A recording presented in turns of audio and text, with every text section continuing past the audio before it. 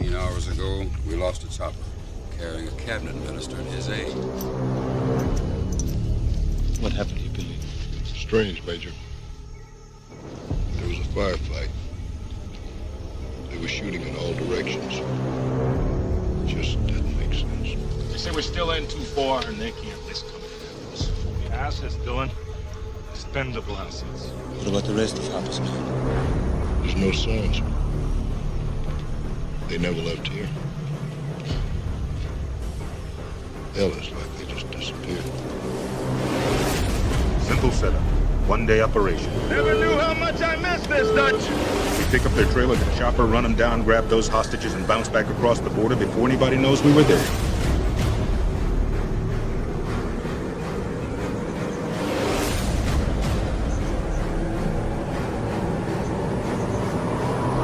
There's something in those trees.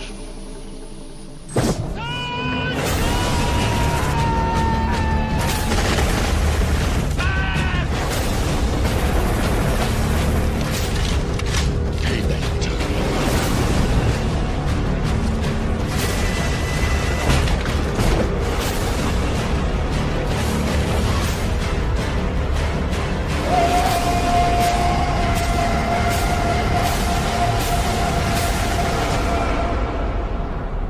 Only in the hottest years this happens. And this year it grows hot.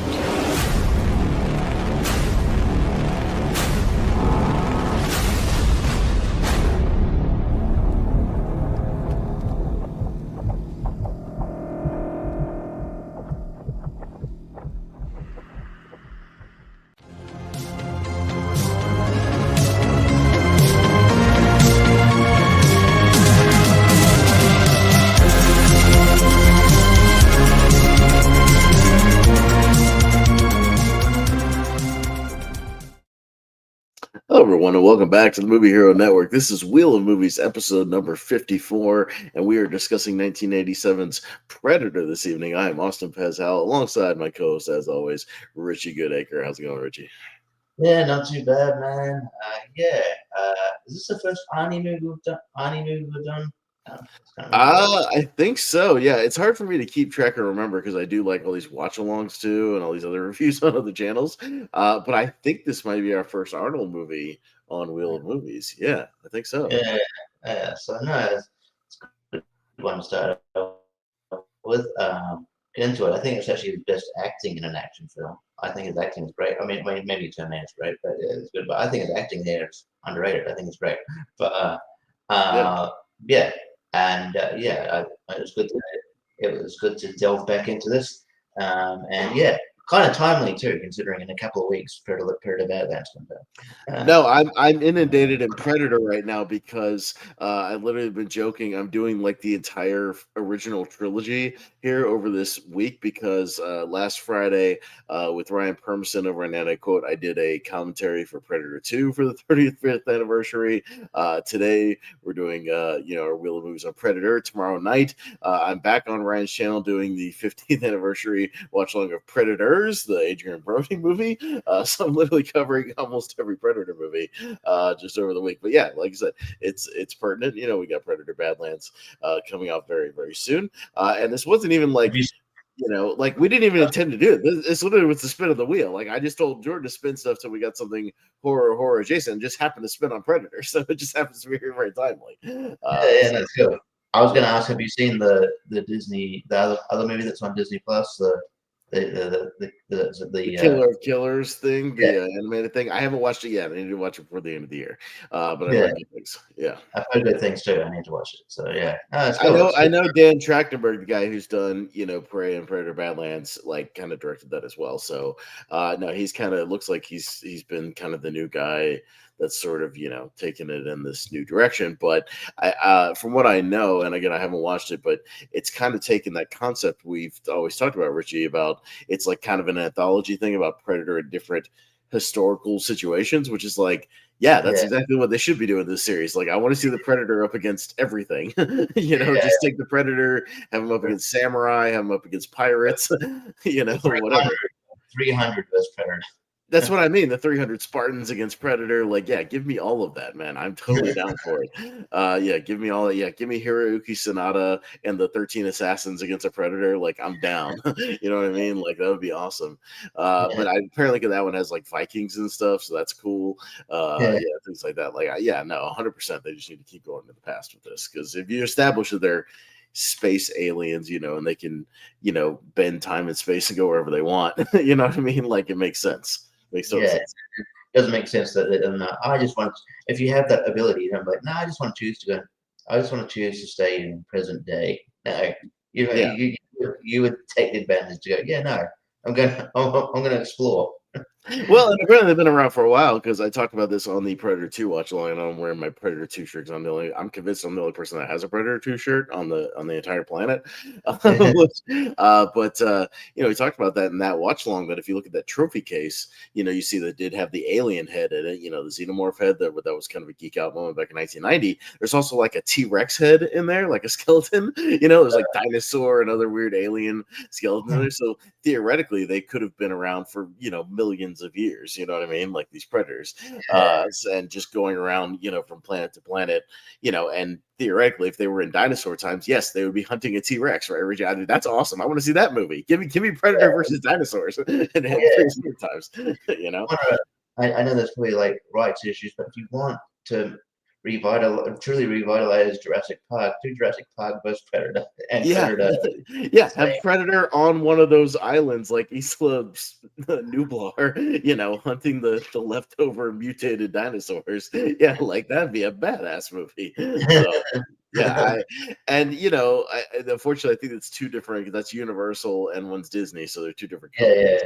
Now because 20th Century Fox is now folded into Disney. So unfortunately, I don't think it would ever happen. But man, that would be badass. Yeah, well, let me see that movie. I'm down. That's a crossover I'm with. But anyways, we're getting ahead of ourselves here. But yeah, let's take it back to 1987, and talking about the movie that started it all.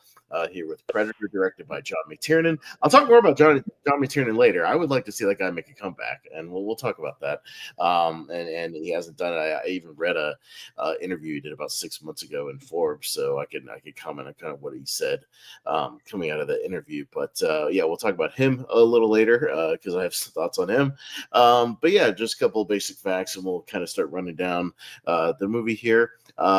Released on June 12th, 1987. So it was a summer movie. Budget at the time of $15 million, and it made almost $100 million, $98 million, which again for 1987 is good money. It was the 12th highest grossing movie of 1987. So a hit, not like the number one of the year or anything like that, like a super smash hit, but it was a hit. Again, Arnold was on the rise at the time, so he hadn't quite reached. I think most people agree peak Arnold is like early 90s Arnold, basically when you get there, when you get that run from like T2 to like True Lies sort of a thing. Just like peak, like superstar Planet Hollywood, $20 million a movie, Arnold. He'd already had Terminator, he'd had Commando, Conan the Barbarian, he'd had, a couple of movies. This was probably his, this and obviously Terminator were probably his best movies to date, but then he would continue to kind of, build on that. But I think T2 is like pink Arnold, when you get to like 1991 and he's just the superstar of superstars. Yeah, I don't think there's a cooler person on it. You're like, man, I don't think there's a cooler person on earth. This guy just a this guy's a superstar. Yeah. No, 100%. Yeah. Original title is Hunter, which makes sense. Sort of the working title of the movie because he is kind of a hunter in there.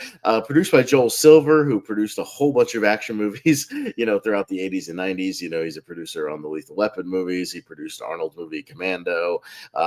He produced a ton of stuff. If you want to know what he looks like, he's the producer at the beginning of Who Framed Roger Rabbit that's yelling at Roger when he starts.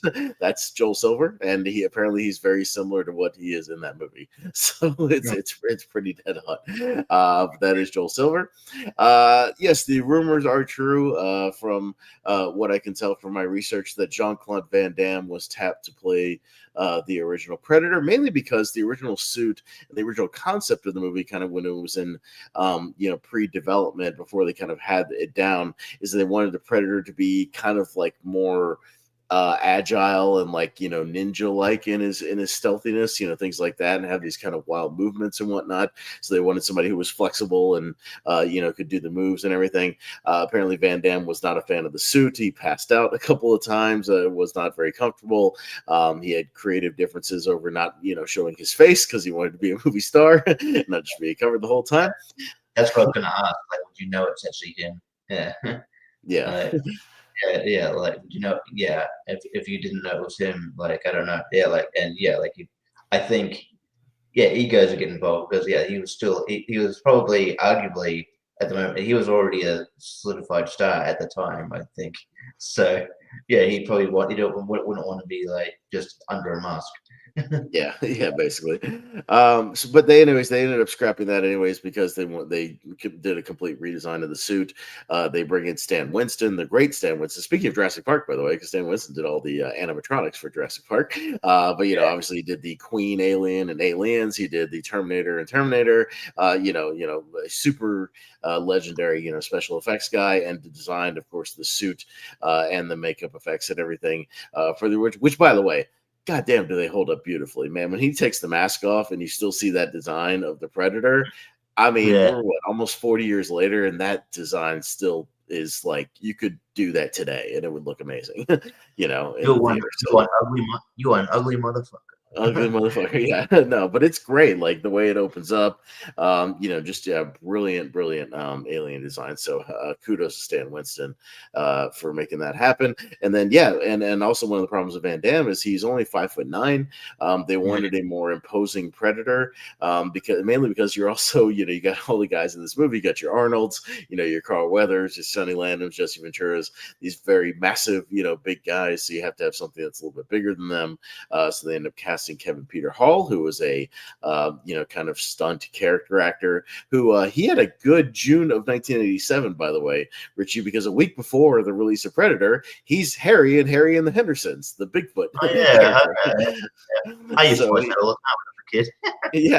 But Kevin Peter Hall, who's the Predator, plays Harry and the Hendersons. And both came out literally the same month in 1987. So dude was all over the place. Dude was busy going to premieres that month. That's what I mean. He probably went to a premiere like one week and then another premiere the next week. So, good on him. He has kind of a tragic career, unfortunately. He does a couple of things. He does Predator 2.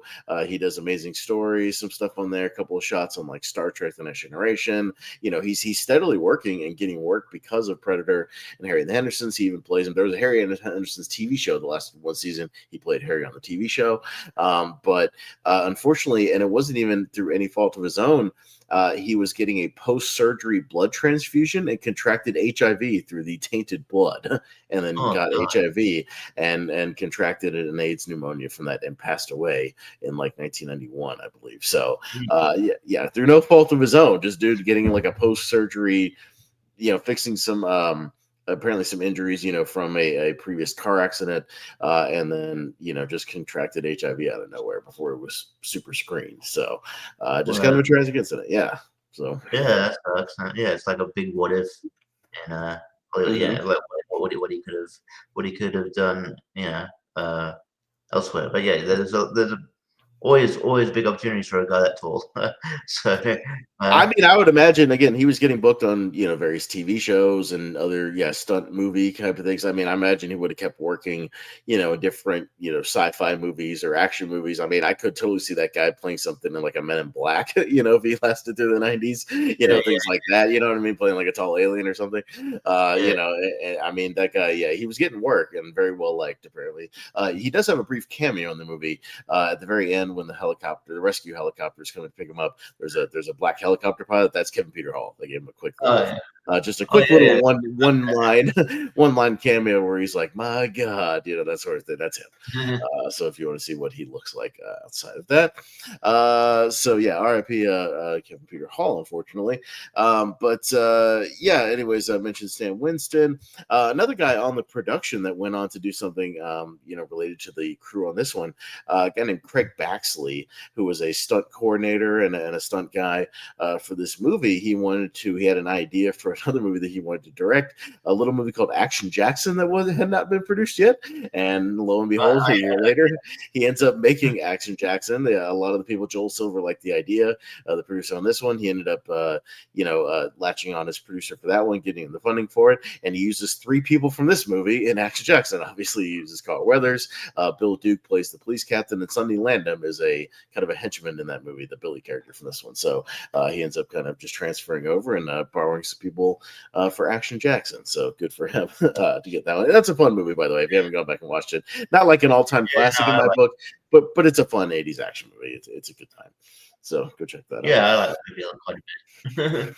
Yeah, not bad.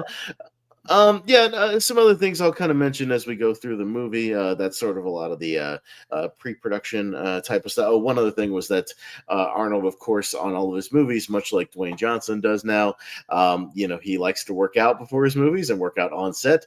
So he had a whole, workout gym basically flown into Mexico in this big kind of, trailer sort of with several trailers. But he shared it with the rest of the team. So a lot of the other actors you see in the movie, they're all jacked up, would work out with him and shared all the equipment. And that's also helped them kind of bond as a team as they would all work out together, of course, and just pump iron. I can imagine, I know there was a rivalry between Arnold and Jesse to see who can have the biggest biceps out of the two of them. So I know they were aggressively had kind of like a friendly rivalry working out because, again, they'd already worked together on The Running Man because The Running Man comes out the exact same year as well, have you seen The Running Man yet? I've been bugging you about that forever, Richie. Oh, yeah, I have seen it. Yeah. I've seen it okay. now, yeah. Okay, I was about to say, you got to at least see it before the new one. Yeah, but the new one comes out, I think is it the same day as Predator Badlands? It's near this. It's really right near the same thing. Yeah, it's very close. Yeah. So yeah, I've seen it. It's a lot of fun. But yeah, I'm looking forward to the new one, which will be more faithful to the actual the actual visual source material. Yeah, no, 100%. Yeah, it's way more accurate. That's a whole other subject, but the guy in the book, is much more to a Glenn Powell. He's not like a superhero like Arnold Schwarzenegger. And yes, it's more of a goal, like a planet-wide thing where everybody's hunting him. It's not just specific. Yeah, there are stalkers, but it's like everybody else as well. It's not just these like wrestler type stalkers like it is in the Arnold movie, which is a lot of fun. The one other thing I'll touch on before we kind of get into the movie, as I like to do, we'll take a trip back in the box office machine, see what was going on around the same time, around June of 1987. Your big hit of the time was The Untouchables, the Kevin Costner, Sean Connery, Robert De Niro sort of a prohibition mob movie. You got The Witches of Eastwick with Cher and Jack Nicholson to our box office. That was a big hit at the time. Predator, one of the big hits of that month. Dragnet with Dan Aykroyd and Tom Hanks, which I don't think I've ever seen, actually. So I don't know if I've ever seen that either. Yeah. I only found out the other day that they tried to bring that back to a TV show like maybe in the 2000s. Yeah, no, it was Ed O'Neill was Dragnet, I think. Ed O'Neill, yeah. I remember seeing promos for that. I saw maybe an episode or two. I did not watch the full thing. I think it only lasted like a season or two. It didn't last long. I do remember Ed O'Neill playing Dragnet for a little while. Got Roxanne, the Steve Martin movie, around at the time. Spaceballs in theaters, the Mel Brooks film that a lot of people very, very beloved. So weird going back because it's like it's like Predator. We got a Predator movie coming out. We talked about Running Man. Got Running Man coming out. Spaceballs 2 comes out. Spaceballs 2 coming out. Yeah, it's, a little odd. I don't know if they'll reboot Harry and the Hendersons, but that was in the box office at the time, as I mentioned earlier. I could see that happening. I can see somebody doing it. Benji the Hunted, all those Benji movies that came out in the 80s. Do you remember the little cute dogs? Vaguely. Yeah, I think so. Yeah, yeah. Mhm. So yeah, there was a whole series of Benji movies. Yeah, he had his own little franchise going there. A movie called The Believers, which is like a Martin Sheen sort of noir horror movie I haven't seen, and a movie called Million Dollar Mystery, which I did not know about this movie. It's kind of fascinating if you want to look it up. I'll just say it's a movie that was sponsored by Glad Trash Bags and featured a sweepstakes promotion within the movie that if you went to the theaters, and I swear I'm not making any of this up, you can go look this up on the Wikipedia. It was a movie that was like a bad sort of rat racy, it's a mad world type of comedy, a bunch of people going after a bag of money somewhere, where they had clues in the movie that then when the movie was over, when you saw it, you filled out these entry cards and guessed based on the clues in the movie where there was a real stash of money, and you guessed and sent in these entry cards. And apparently, they had to do a lottery for the people who did, send one in, because people, a decent amount of people got it right. And it was like in the bridge of the nose of the Statue of Liberty or something. But it was this whole promotion from Glad Trash Bags, and the poster is like a trash bag full of money. I swear this is a real thing, Richie. $1 million mystery from 1987. They toyed with the idea of like a movie slash game show type, Kinda. interactive DVD on actual screen. So that's a weird. I don't know. Now there was a movie like that. You can go back and look this up. There was a movie that it did not have many theaters where it screened it. And I forgive me, I don't remember the name. I remember Roger Ebert talking about it on Sicily. It was a movie where it was like a 30-minute movie where you had these buttons in the theater where you would click and vote on what the next scene would have, like what the character would do in the movie in the theaters. It was bizarre. Okay. Yeah, so and honestly, I'm surprised that hasn't been a thing now with smartphones, but maybe because people don't want people using phones in theaters. But having like a live sort of interactive movie where you vote on your smartphones about what happens, I could see somebody doing that.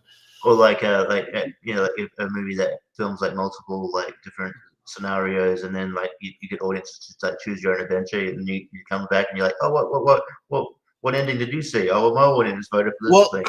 Clue did that in '85. Clue had famously like 4 or 5 different endings. So depending on what screening you got or what theater you went to, you got a different ending, or somebody else different died or something like that. So, and I think if you get like the Blu-ray, it has all the different endings on there. So there has been movies over the years that have toyed with that idea, but it's never really taken off. I think the closest thing we've gotten is like the Black Mirror, like the Bandersnatch thing, if you remember the Black Mirror interactive episode where you got to pick like the options as it went along, things like that. Which I'm annoyed about because it's a Netflix thing and they took it off. It's a Netflix. I know, yeah. Why doesn't Netflix stuff just stay on Netflix forever? Why does the Disney Plus stuff just stay on Disney Plus? Yeah, it's very strange. I don't know why they lose the rights to their own thing. It's weird. Yeah. But anyways, getting back to Predator, yes. Again, this is John McTiernan's first studio film, which is again weird to think about, man, because this movie is so damn masterful in its construction. The fact that how well made it is, for somebody being their first kind of studio movie, you just feel like there's kind of just a seasoned pro, at the helm of this thing. The way it's shot, the way it's kind of constructed and put together. Like you said, Richie, I think there's really good performances in this movie too. I think it's one of Arnold's best like action performances ever, and I think he's a lot more. Maybe it's because he's a lot more like subdued in this movie. He's not going around just constantly like there are a few one-liners and a few jokes here and there, but I think for the most part he's playing very conservative in the part, and like he's being macho Arnold, but like more like in his poise and his stature, and just trying to be like this leader, rather than being like the one man like in Commando. You know what I mean? Yeah. He's not like constant. He's not fully concentrating on like being the sort of charismatic like sort of jokester, because he's sort of like every like people like a lot of people in the team sort of have that trait. Like Shane Black has that trait in the so it's like, oh well, yeah, well, I mean I might do the cute line here and there, but he's like very serious, more of a kind of getting down to business type, and I think that works for him here. I did find it funny. I think in the trailer they called them the Expendables. I'm like, that's interesting. Yeah, no. Dylan says that you and your team are expendable assets, which that might be, where they may have gotten the idea for, this Expendables ish type of thing. But because that's also like this elite team that only does certain, special missions, which is kind of what they do. I would not be surprised. I mean, and I guess Arnold's the only one from this movie that has been in those Expendables movies. So, they never tapped like a Jesse Ventura for that, Yeah, yeah. But no, I think his performance. Yeah, I think it's just because it is subdued, and he's like I showed like he can be so that we wasn't like doing that over the top kind of thing, and I was like, oh, he can, in a certain role, he can be very effective, and it was really good. Yeah, no, and again, I think it depends on the director at the helm. I think the quality of the writing. Sometimes if you get somebody that's just going for the goofy stuff, like in a Commando, and don't get me wrong, that movie's a lot of fun, and it's entertaining, but it's a different kind of style of action. When you get a good solid director like McTiernan, like when he works with James Cameron, when he works with these kind of top tier directors, I think he does kind of try to go the extra mile, and give that extra bit of performance. But talking about the rest of the cast, I think Jesse Ventura kind of almost becomes like the Arnold about the guy with more of the spitting off like the one-liners, and being the uber machismo guy, with your I ain't got time to bleed and your payback time, and all that kind of stuff. Tyrannosaurus, what do we say? Sexual Tyrannosaurus, I mean, he seems like he's more of the the one who's kind of popping off the one-liners and poising for the camera a little bit, things like that, which is fine. You need a guy on the team like that. But I think what benefits is that it's not the main guy doing it; it's one of the other guys doing it, and it works. And Shane Black with his pussy joke. Yes. Not trying to make Billy laugh. Yeah. You got the biggest pussy I've ever seen. You got the biggest pussy I've ever seen. Why did you say it twice? I didn't. Get it? Because the echo. But I think what makes this team so much fun to watch is that, again, the team is not super huge, Richie. It's like 6 guys plus Carl Weathers who kind of joins them, so it's not a gigantic team we have to get to know, like the Expendables can kind of be at times, especially in those sequels when they just kept adding people. So I think everybody gets a decent amount of screen time. You sort of get to know everybody. They all have different personalities and looks, and different sort of tasks and things that they do. So obviously, Dutch is the leader. He kind of is the anchor of the group, holds everything down. You have Jesse Ventura as Blaine, who's kind of the more the super macho, carrying around the biggest gun, spouting off the lines. You've got Bill Duke playing Mac, who's this. He's very stoic and kind of quiet, but he goes off the deep end. Later once Blaine, gets knocked off and kind of loses it a little bit and just goes on this sort of revenge tour. Without thinking very clearly. Dylan's, the Carl Weathers is kind of you think he's buddies with Dutch, but he's kind of the government stooge. The guy that's kind of sent in to just kind of make sure everything his dirty work gets done. And then kind of Billy's great because Billy's they're obviously the Native American, the tracker, the hunter, who knows what he's doing there. And then I feel like unfortunately Poncho and Hawkins kind of get like the short end of the shrift, because Hawkins is the Shane Black, the guy with the glasses. Really his only personality trait is he's definitely the smallest guy of the group, and he's the one just popping off the dirty jokes, trying to make people Billy. But at the same time, he's the first one to go, and you gotta have somebody be the first one to go. I think it's funny that it's Shane Black that is the first one to go. The guy who wrote it. He had writing credit on this one, right? Yeah. No, he didn't have a writing credit. Actually, he didn't really do any rewrites. I think he sort of on set, helped tweak a few things here and there, but he didn't actually like sit down and write it. Actually, he said most of the writing he was writing for his future projects. He said he wrote a lot of Last Boy Scout while he was on waiting around the set of this movie, which wouldn't get made until 91, but a few years later. But he was tweaking and rewriting his Last Boy Scout script, which is a good movie, by the way. If you haven't seen it, that's a fun, underrated Bruce Willis movie. Yeah, okay, fair enough. Yeah, because I haven't seen I obviously recognize it was Shane Black because I've seen him in interviews, but and I've obviously seen it before, yeah, it's like I don't you don't see him that much in like acting roles, but when he does pop up, I'm like, this randomly, sometimes in his own films, I'm like, it's cool. It's always pleasure to see it, it's always cool to see him because he seems like I don't know. Seems like an interesting dude. No, I'm sure he is. And obviously he would go on to direct his own Predator movie. Yeah, the Predator from 2018, which is a sort of not beloved movie, not a great movie. It's technically speaking, again, it's fairly well made, but it's just got some bizarre ideas to it. You know what I mean? Just super. Right. When they harness the power of autism. Yeah, I don't think autism is the next step of human evolution, Shane. I'm sorry. That's not a concept I don't think is going to take off like you thought it would. So, just because some autistic kids can do math really fast doesn't mean they're like the next step in human evolution. Okay, Shane. So that movie's bizarre, and I've tried to go back to it a couple of times. Again, there's some decent action beats and whatnot, but it's got like weird tonal issues. It's kind of all over the place. It's kind of in poor taste. It's just not like a fun movie to be had. It's probably my least favorite, to be honest. If you're not including ADP, but I'm not. So, but I don't know. It's you gotta have your misses with your hits. So yeah, for sure. But getting back to the movie, you got this team, and again, it's a fun team. We kind of get to know them very, very well, and as we see them kind of in action, do what they do. They're a rescue team.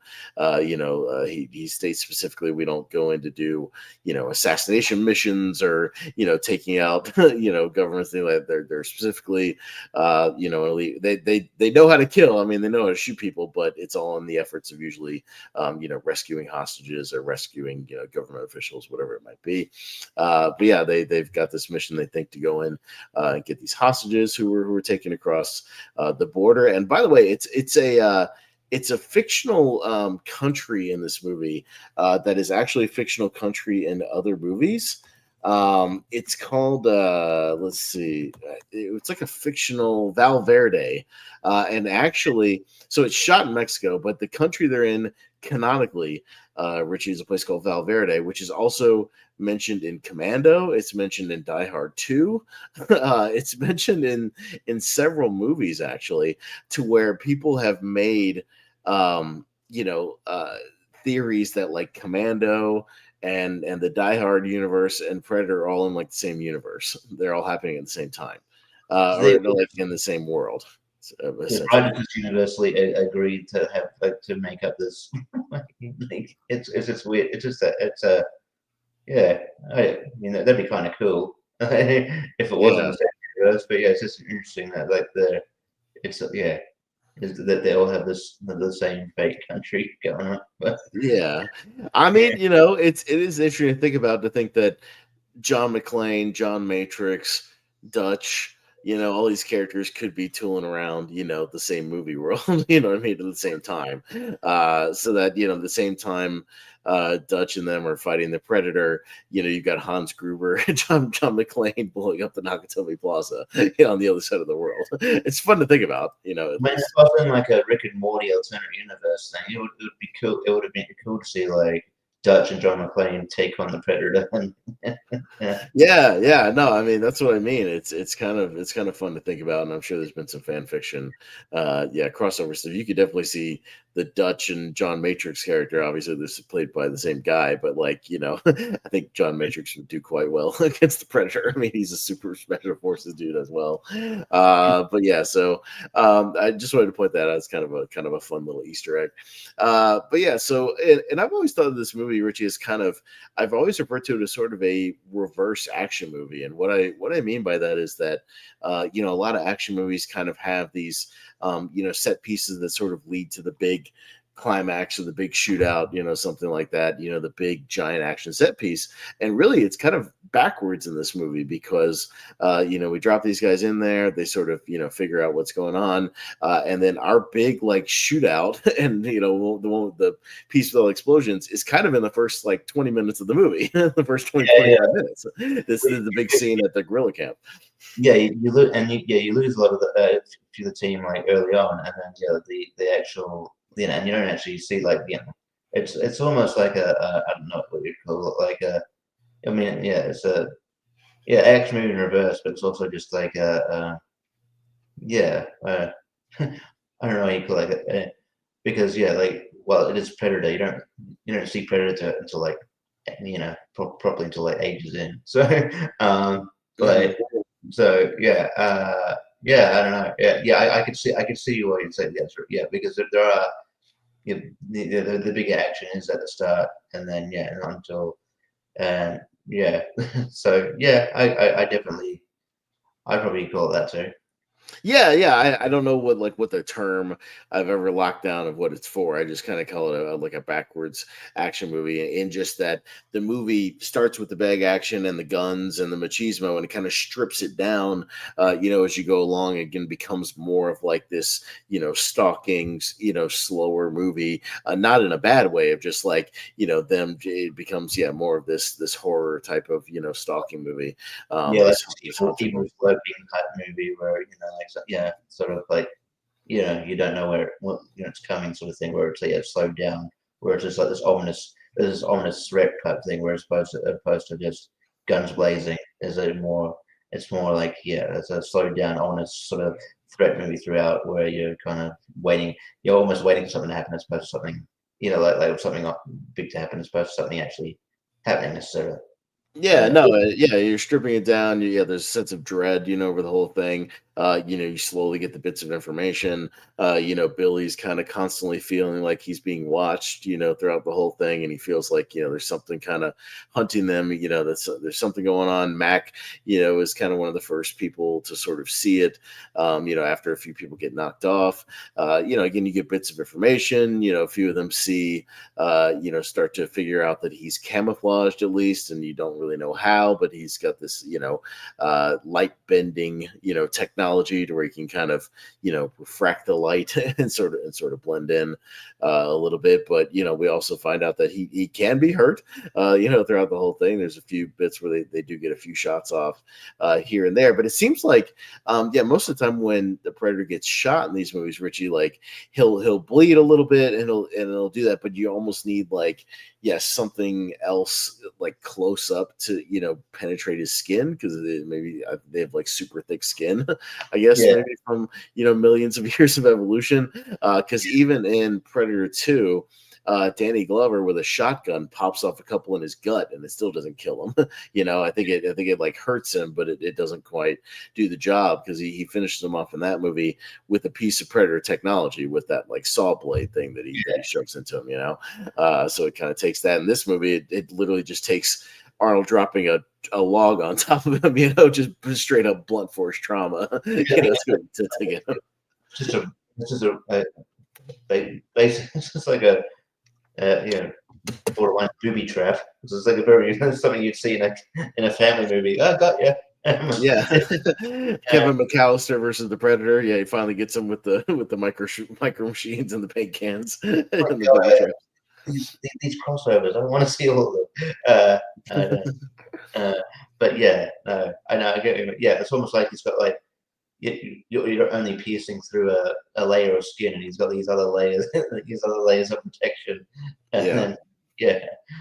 So yeah, you've got to but yeah. So I think that's probably that's accurate. Where he's got his body is built to take more punishment than usual.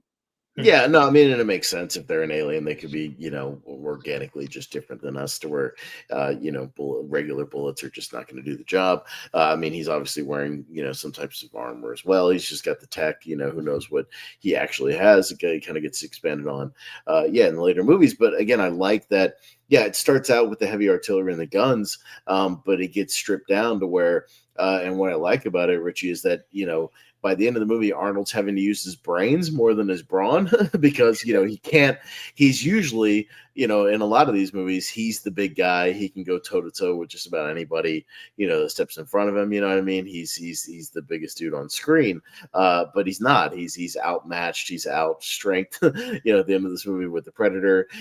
He tries to get a few shots in, in that final fight, but realizes, he's kind of going to go back to his primal, his training and like you said, booby traps and using nature and, using his brains and his training to take out the Predator rather than just the biggest gun in the room, which is what I really like.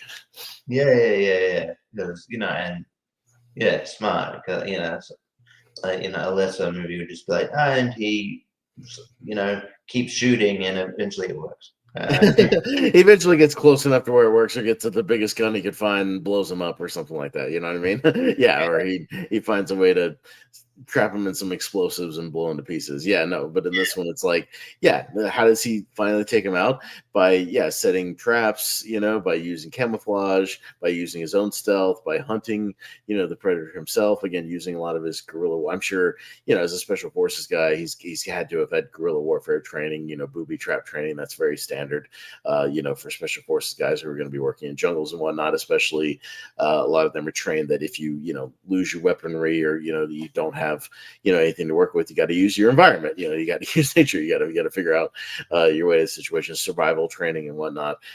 So I mean, he has that, and I like that. He's got to use that. And what finishes him off? Just him, tying tripwires to tree logs, and using the leftover gunpowder, that he has in some of his shells and things like that. Just using improvised explosives and all kinds of stuff, and it's a lot of fun because they do that several times through the movie because they set up a couple of traps throughout the movie. I like when they're kind of setting up all these different things. Even they set up the ones in the middle of the movie, where they finally kind of everybody sees him, in that sequence where they trap him for a second in the net, but he breaks out of it, and that's when Mac goes after him. But I mean, the very, very manly scene, Richie, where all three of them shirtless, showing off their muscles, are pulling a tree down by a rope. So it's just a scene to be like, all right, everybody take your shirts off and show your muscles. Here you go. You want to show off how you've been working out? All right, do your thing. You know what I mean? We'll put that we'll try and put that in some trailer. We need I know the movie's going to attract mostly men, but we need to we need a reason for the women to want to stick around to take their partners to this movie. So there you go. No, it's a good time. But I mean, it's just fun. The way we kind of everybody gets knocked off in sort of unique ways. Hawkins gets taken out kind of mysteriously, but Blaine gets Blaine gets it. I think one of the worst. He gets the basically the gun blast through his chest, and it just explodes his chest. Almost like Alien style, without an alien actually popping out. It's just just rips his chest open in half. But again, the way the weapon works is kind of cool. It sort of self-cauterizes itself, which is kind of interesting. When they talk about what it looks like. He gets it blown out. obviously Mac, he's he thinks he's got the Predator kind of dead to rights. But there's that great scene where you see the laser on his arm and just kind of slowly works over to his head. He gets his head blown off. That sucks.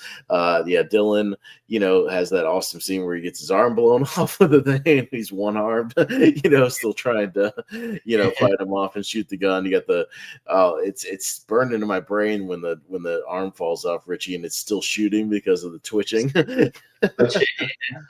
Yeah. Again, so awesome.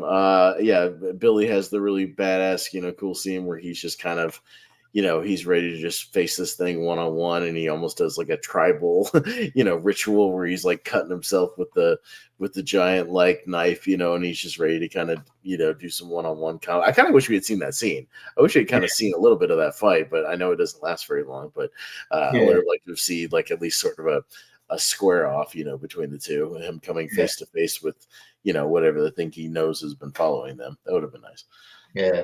I do like, going back a little bit, I do like that scene where, like, sort of, it's when Mac is kind of like losing his marbles, and then, like, Dylan's sort of losing trust of it, and he's like, he's got this knife out, and he like, it's like he stabs him, but it's like he's got this. It turns out like Dylan's got this like big ass scorpion on his back. Mm-hmm. Yeah. He's like, oh, thanks. Anytime. No, I like the Predator kind of mimicking the words with his tech, they're doing the over here, anytime. All that kind of stuff where he's like recording everything. That's fun. And kind of, using it to kind of taunt them a little bit. That's a good time, because he even does the Billy laugh, before he sets up the bomb at the end. That's fun. You do know, by the way, who did the Predator, like the clicking noises and all that kind of stuff? Are you aware of who did this? I might have read that, but I can't remember. I think I read it somewhere, but it's escaped me now. Yeah, that sort of purring and clicking, sort of a thing. It's Peter Cullen, aka Optimus Prime. Like I did the Optimus Prime voice. Yeah, the voice actor. There's a video online from like a Comic-Con or something where he talks about how he kind of came up with those noises, and he's able to, at the end of it, kind of replicate it a little bit. And it's pretty awesome to see him do it like in person, because you're just like, that seems like they would have made it on a machine or something, but no, it's a dude doing it. So that's pretty cool. A lot of fun, because he also did, by the way, if you didn't know, all the gorilla noises for King Kong 76, the Jeff Bridges movie. All the King Kong stuff for that movie. Yeah, so much so that his throat was bleeding. Sorry. Yes, we know, Vardy. We know King Kong is a big giant gorilla. We know. Please. We'll maybe cover that someday here on Wheel of Movies. Peter Cullen doing that voice is fun. Big shout out also, I haven't talked about him yet, to Alan Silvestri, because the score of this movie rocks. It's one of my favorite movie scores. And Alan Silvestri at the time, Richie, was on a hell of a streak, because he had just done Back to the Future, and obviously he would go on to do the sequels. He had Who Framed Roger Rabbit, which is a great score, that sort of noir, kind of jazzy stuff. It's really, really good. And he goes on to work very steadily, and one of his other famous ones is he did the Avengers theme for the MCU. So dude's probably getting all kinds of residuals from that as well. I almost had a chance to meet him. I was very close. I went to a screening when I lived in Florida of Back to the Future, and they did a live orchestra thing. Like, it was one of those screenings where they showed the movie with a live orchestra doing all the score. And then as a surprise, Alan Silvestri was there, and he did a little sort of like intro type of thing, on the microphone. And then during the intermission, he went down kind of into the crowd and was meeting people. And I tried to get down there to meet him and get like a picture with him, but I was very, very close, but I didn't quite get there. I was just going to tell him his music for Predator kicks so much ass. So no, the music is awesome in this movie. Like, it's really all the stuff is great. The intro is badass, with the music blasting as Arnold's kind of sitting in the chopper, the way it kind of mixes sort of the jungle sort of themes as they're tooling around the jungle, and the way it sort of amps up and the mystery. It's really, really well done. I like it a lot. Yeah, what band was playing when they're in the chopper? Is it Creedence? Because I know it's pretty No, Creedence. that's Little Richard, Long Tall Sally. Oh, Yeah. Little Richie, Uncle Sal. Yeah, that's right. Because Yes. that's right. Yeah. So I'm like, I do recognize that. Yeah, and yeah, I was actually it's weird. Like it'd be weird for a kid, but one of my first favorite singers that wasn't actually like, your classic like the Wiggles or your kids centric bands was actually I don't know. I remember I was watching it because he did like WrestleMania one time, but was Little Richard. I just think I liked it. I was like, saw him live, like, man, he's cool. So I was like, I started like listening to his music. So yeah, yeah, Yeah, it's Long Tall Sally is the song by Little Richard. Yeah, that he's playing yeah, in the helicopter at the beginning. Yeah, yeah.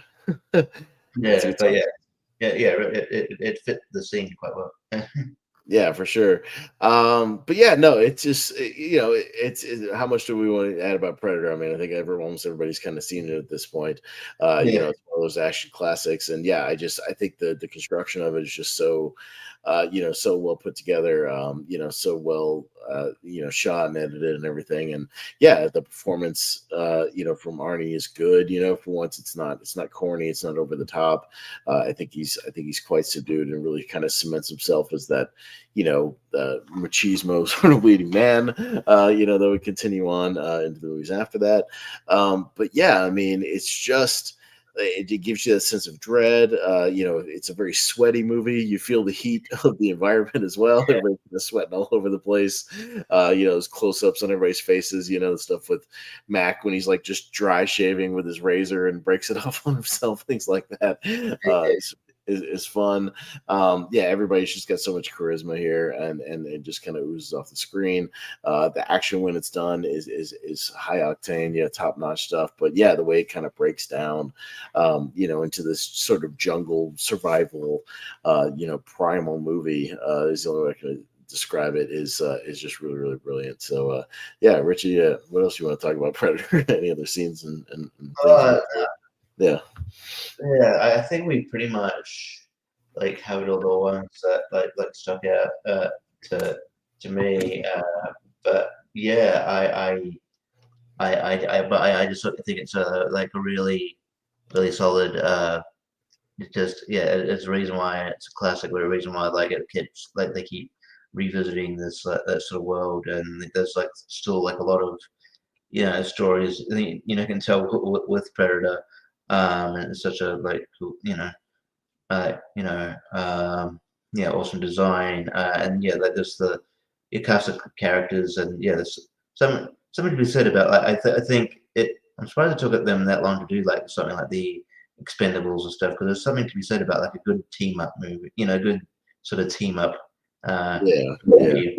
And like especially if you get the right people and the right sort of people with charisma. Yeah, and I think we're talking about Jesse Ventura. Like, he was he not? Vince wasn't going to let him do. Well, he quit WWE at the time, right? He wasn't because he wasn't. Was he not going to be allowed to do Predator or something? There was some issue, right? There was Something like that. I think it was similar to the Roddy Piper situation we talked about with They Live, where like he didn't want these guys being away for so long, particularly because Jesse at the time was doing a lot of the commentary, and with Gorilla, and so yeah, I mean I think he eventually came back for a little bit, but as far as I remember from like 1991, after he had already kind of done most of his movies, he was off to WCW for a little while, I believe. yeah. And then just kind of doing a lot of random stuff until he became governor of Minnesota in the late 90s. And it's kind of amazing when you think about the fact that we have two governors in this movie. With Arnold Schwarzenegger. That's right. That's Good bizarre. governor. Yeah, it's kind of crazy, and and then I think he came back as I think he either was governor at the time or he just finished his term, but that was like he did do a special ref spot at SummerSlam 90. Was that 90, 98? I know with I the triple think 99. Yeah, I think. 99, when Mankind won the title. Yeah. So yeah, but yeah, it is interesting that I know there's a lot of lot of interesting personalities that run for governor in your country. Well, and even Sonny Landham, the Billy character, ran for a governor nomination in Kentucky and was running for a Republican governor nomination as well. And I think he had done some sort of local government or state government type stuff. So he was also sort of a politician as well. So you got like three kind of politicians that came out of this movie, again, which is very weird. I know Bill Duke went on to he kept being in movies, but he's also directed some movies, and I want to say he directed some stuff where you were like, wait, that was like Bill Duke directed that movie. When I look up his filmography, because yeah, he's got directing. Yeah, he's actually directed one, two, three. Dude, he's directed like over a dozen movies. He's actually a fairly prominent director. Now he hasn't done a lot of like super big or popular stuff, he's done mostly independent films. Oddly enough, his most famous movie is probably Sister Act 2, Back to the Habit. He directed that movie. He directed that? Oh, yeah. Yeah. I mean, I know that, but you never know with Hollywood, but he's no relation to Winston Duke, right? I don't know. That's a good question. If Winston Duke, like, his son or nephew or something, I don't know. I would have to look that up. I don't usually want to trust like the Google AI thing because it kind of tells you what you want to hear most of the time. I don't know. I don't think. No, it just says they have the same last name. They're not related though. Oh, yeah. So I guess the one thing I was going to talk about, I guess we could talk about is two things. We could talk about John McTiernan, and then we can also talk about sort of where the Predator franchise went after this and kind of where it still is. I was going to mention the John McTiernan. Obviously, he did this. He went on to do, Die Hard, Hunt for Red October, Last Action Hero, Die Hard with a Vengeance. But his last two movies, Rollerball and Basic, not so good. Yeah, especially. I think maybe so basic once. I don't remember it. I think because I like the rollerball concept, and obviously it's a remake of a something like 1970s film. 70s movies with James Caan, yeah. And I like the concept of that, and I'm like, I wanted to like it, so I watched it once in the theater. I'm like, because I think I watched it once in the theater because I knew like, hey, it's got an appearance from Paul Heyman, and Shane McMahon pops up like for like a blink and you miss it thing, and then I was like, oh, but I'm like, I don't know if I like that, and I watched it again. I tried to watch it again, and then I'm like, and I think this when I realized, I'm not a huge fan of Chris Klein, am I? No, not really. I don't know if he's been good at anything, honestly. We talked about that. Yeah, I don't know about that guy. Yeah. So yeah, I wanted to like that movie. There's a good movie in there. It just wasn't on screen. Yeah, but I mean, there's a story coming out of that, which is kind of what led to his jail sentence and a lot of his legal troubles. Apparently during that Rollerball production and some of Basic, he was having a lot of arguments with studios and producers and whatnot, so much so that he thought the producers were kind of trying to take those movies away from him. They were bringing on people to like reshoot stuff that he didn't shoot with that movie. Either that or like they brought him in to like fix the movie or something. It's a whole weird production, and why those movies are kind of a mess is that they're not really like his movies.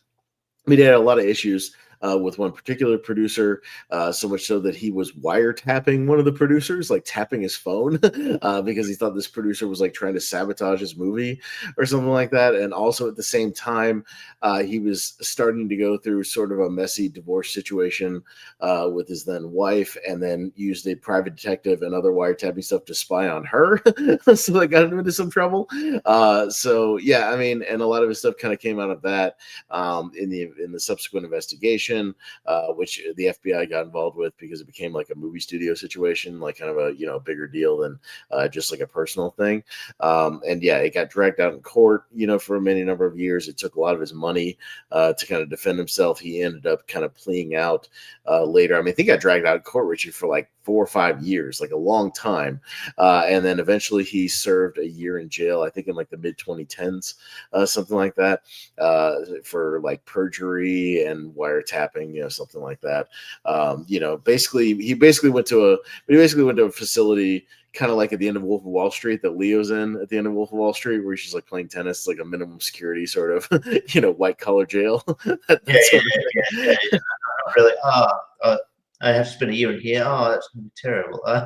Yeah.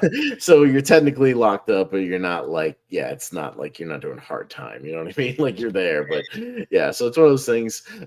He talked about in the interview how he's not sure. He's kind of 50-50 on whether he would try to direct another movie. He says he's kind of blacklisted from Hollywood because all that stuff. So if he did something, it would have to be fairly independent or a very small sort of distributor that would take a chance on him and, give him some funding. He says he has 3 or 4 action ideas he would like to do, because if he did something, he wanted to do an action movie, he said that's just kind of his bread and butter. It's what he likes to do. But it would have to be something small. So, I think, Richie, we talked about this. I think he's one of those guys that, like, I wouldn't mind if he tried to make a comeback. I think I'd be fine with that because, his crimes were like very personal. It's not like he was ripping off charities or beating his wife or doing inappropriate things with underage people. It was a lot of like white collar, just upper class nonsense, you know what I mean, that he got in over his head with. And like, it's not something I couldn't forgive him for and watch a movie with him. You know what I mean? I wouldn't feel dirty watching a John McTiernan movie. You know what I mean? No, and there's definitely dirtier directors that still are working. AKA a certain Polanski guy that's still in Europe hiding out from charges from years ago. Yeah, like guys like that still making movies. Woody right. But yeah, so like and I think they were definitely not friendly, but there were definitely crimes that were kind of like that kind of spoke to his mental mindset at the time. They didn't really speak to. I don't think they painted a picture potentially of who he is as a person necessarily. Like if you these people who get caught for like really heinous stuff, I think they're kind of and it's like a pattern, a history pattern. You're like, okay, this person's probably not a good person. It's like, no, the guy was clearly going through this kind of bad period of time, and he made some wrong choices. And so I don't think he said that. He said he was in a bad position. Yeah, he made bad decisions.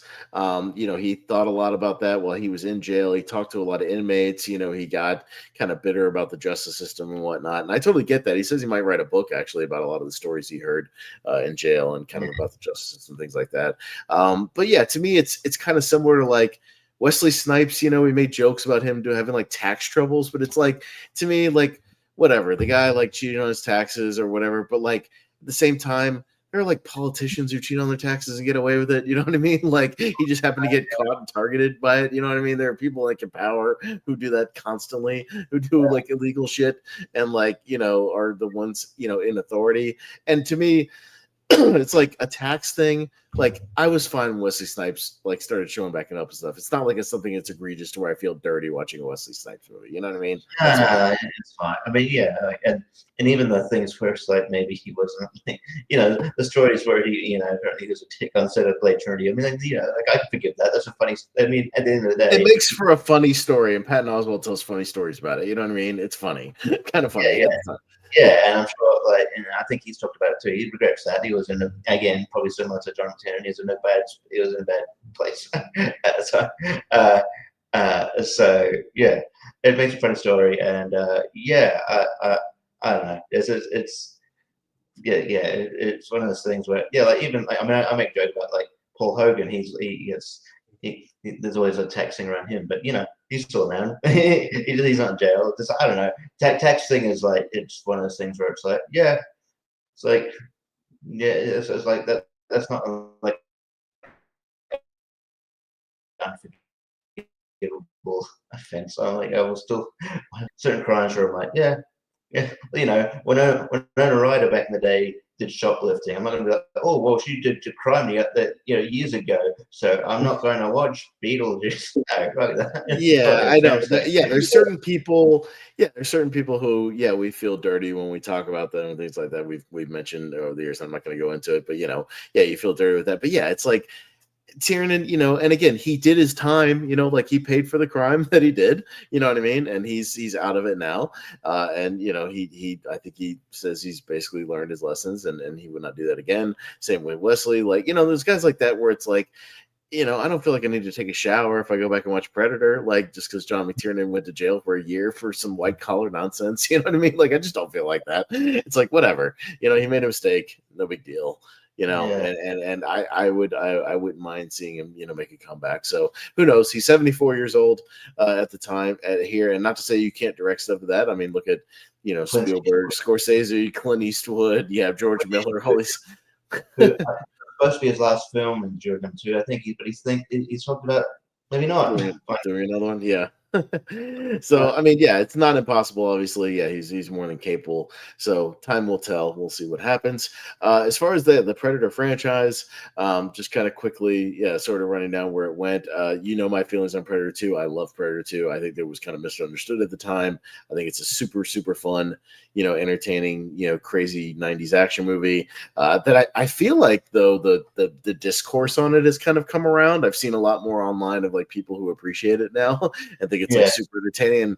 And I think most people kind of agree it's not as high of a quality as like the first movie as far as like a tight film, but I think most people are like, no, that's a really fun movie. Like, it's a crazy movie, and if you want to have a good time, it's a good time. You know what I mean? That sort of thing. At least that people come around to it, which I appreciate. Yeah, no, I like Predator 2 quite a bit. So yeah, I know. I think it's quite good, and like I do appreciate it. Some movies take a while to catch steam, and I think and get appreciation. And maybe it was a case too, but not all. They just weren't ready for a Predator movie without Arnie. They're like, what? Danny Glover from Lethal Weapon. Oh, okay, fair enough. Yeah, but no, that movie's fun. If you haven't gone back to it, gone back to it. I think Predators is pretty fun. I like the concept of it. Kind of still having this team of badasses, but having it set on a different planet, I think is fun. For what it is, and I still think it's a good time. I've always kind of defended that movie. It's still very entertaining. Again, is it as top quality as Predator? No, but is it a fun breezy action movie? Yeah, I think it's a total good time, and it works. And again, it kind of expands the mythology a little bit more, on a different planet, and some other predator varieties, and like this sort of super predator, shit like that. I think it's fine. The less said about the Predator, the better. We already kind of touched on that. The AVP movies, I would say that the first one is not good, but it makes the second one makes the first one look great, because the second one, my problem is Requiem. I can't see shit. It's just dark. It's filmed very poorly, to where you literally can't see anything, the way they shot it. And I felt that even in the theater. I was like, I have no idea what's going on. Turn the lights up. It's okay to have a night scene where you can see shit. It's a movie. Like, you gotta have lighting. I don't know what the hell's going on. Somebody turn up the brightness. That first one's like, okay, it's totally watchable. Paul W.S. Anderson, when he was still making decent stuff. He wasn't bogged down just making Resident Evil movies with his wife. You know what I mean? So I mean, it's totally watchable. It's not bad, for what it is. And Requiem stinks. And then these newish movies, with Dan Trachtenberg, the direction he's kind of taking, you can tell. I think he's a fan, and he wants to sort of expand the mythology even more. With it, Prey was great. I think most people kind of dig Prey. My only problem with it is that it didn't come out in theaters. I wanted to see it in the theater. and it's just a Hulu movie, really? Really? You can't get a Predator movie in theaters? Come on. It's like, that would have made money.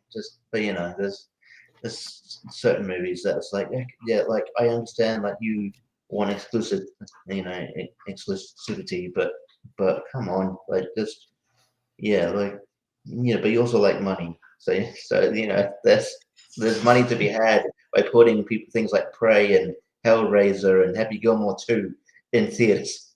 I think these things with name recognition would do just fine. You can do that. It's okay. And we'll see about this Predator Badlands. I'm still a little 50-50 on it, just because the trailers haven't been super engaging to me, as far as like the story, but we'll see. I'm intrigued with a Predator movie that has no humans whatsoever in it. I think that's interesting, because as far as I can tell, it's just this Predator character. I know Elle Fanning is like an AI, or is like a cyber robot or something.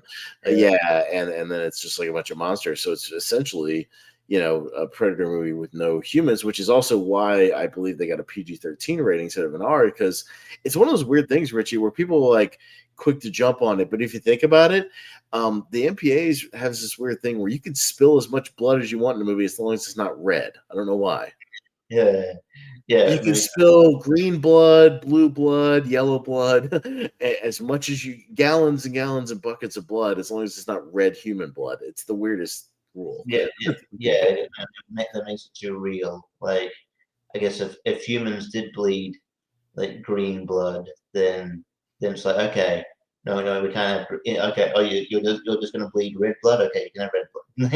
Yeah, but if it's just it's a weird thing. It's just like very unique. It's very nitpicky thing where it's just comes down to color choice. But I'm hoping it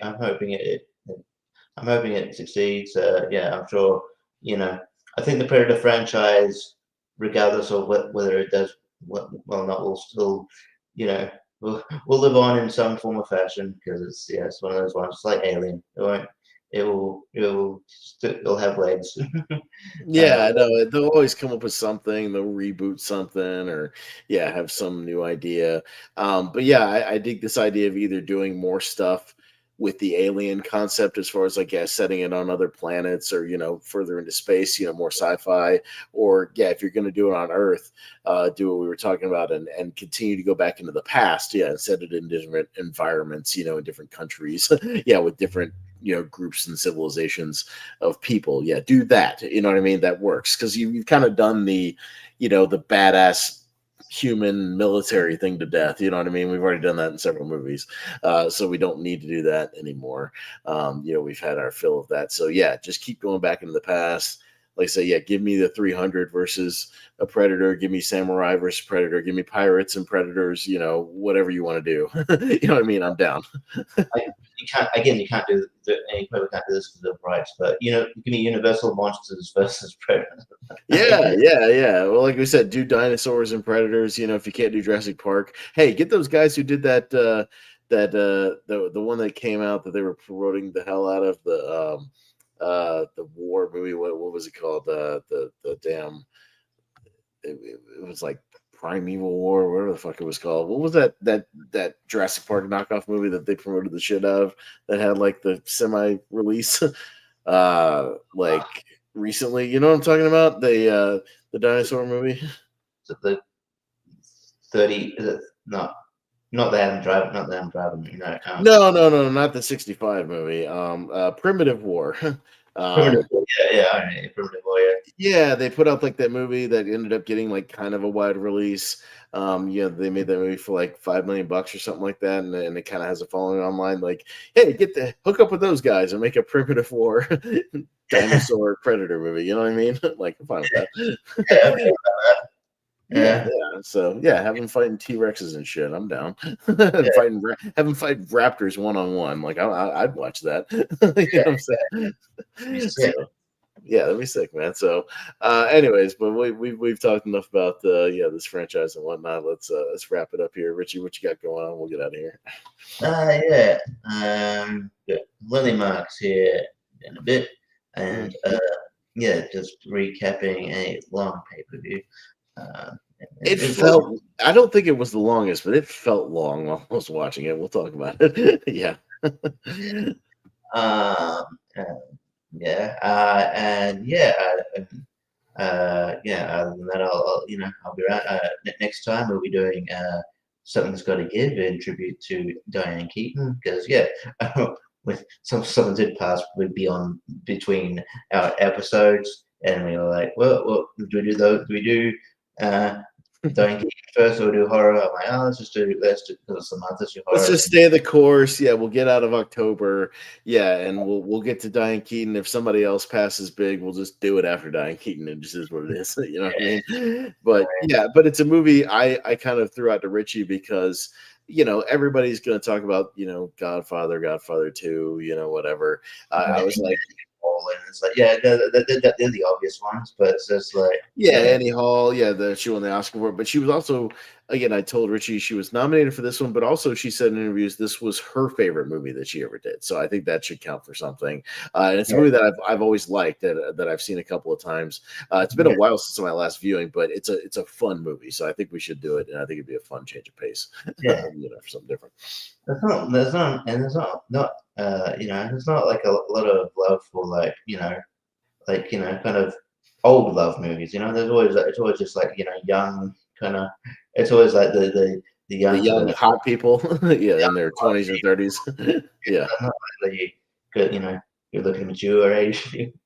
So you can find love when at any age. So yeah, I like that. And, yeah, and something's got to give is really good. So it'd be good to go back and revisit it. So yeah, no, you've got that coming up, and then yeah, it's pretty much it for me at this stage. But yeah, there could be other things coming up. But yeah, it's pretty much it. Yeah.